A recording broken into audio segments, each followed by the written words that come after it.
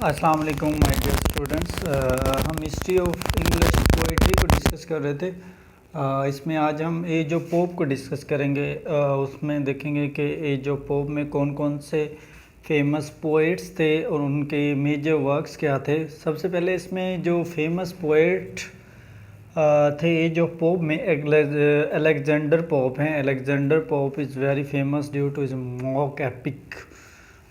तो इन्होंने क्या क्या वर्किंग डिपिक्ट की अपनी राइटिंग में। The rape of the lock लिखी, ये बहुत ही फेमस पोएम है हिस्ट्री ऑफ इंग्लिश पोइट्री में। उसके बाद एस्से ऑन मैन लिखा, उसके बाद translation of allied and Odyssey लिखा, उसके बाद द डैनियल लिखा, उसके बाद एस्से ऑन क्रिटिसिज्म, उसके बाद इमिटेशन ऑफ होरेस एंड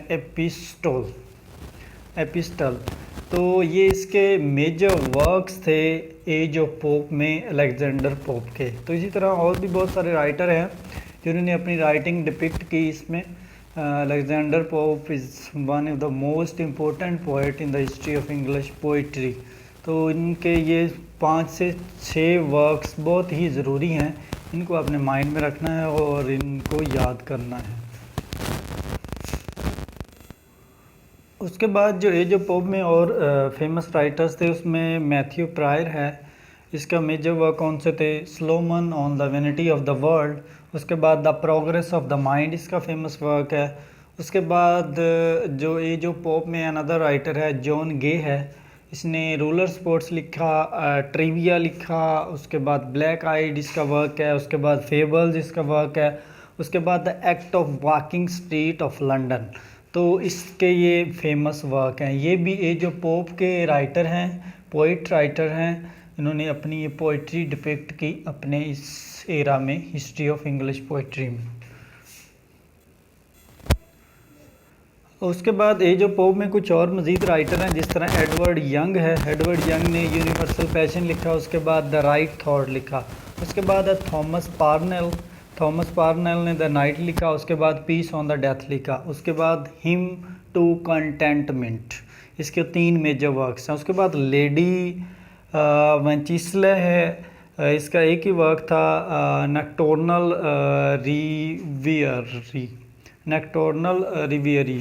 तो ये इनके मेजर वर्क्स थे एज ऑफ पोप में, ये मेजर राइटर थे। उसके बाद कुछ और मज़ीद राइटर हैं एज ऑफ पोप में, जैसे लेडी मैरी है। इसने भी अपने वर्क लिखे, जिस तरह इसने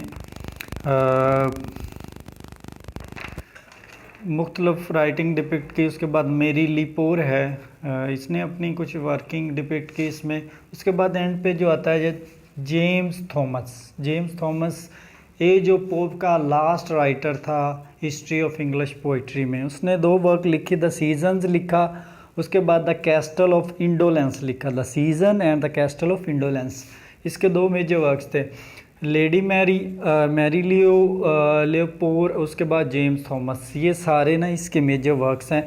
तो आज हमने हिस्ट्री ऑफ इंग्लिश पोइट्री में एज ऑफ पोप के राइटर्स को डिस्कस किया, एज ऑफ पोप के उन राइटर को डिस्कस किया जिन्होंने इस एरा में अपने काम डिपिक्ट किए, अपने काम पोर्ट्रे किए और अपनी अपनी राइटिंग डिपिक्ट की, जिसमें अलेक्जेंडर पोप था, उसके बाद लेडी मैरी लीरोप। इस तरह के जितने भी राइटर थे उन्होंने एज ऑफ पोप में अपनी एक्टिविटीज़ की during according to his writing.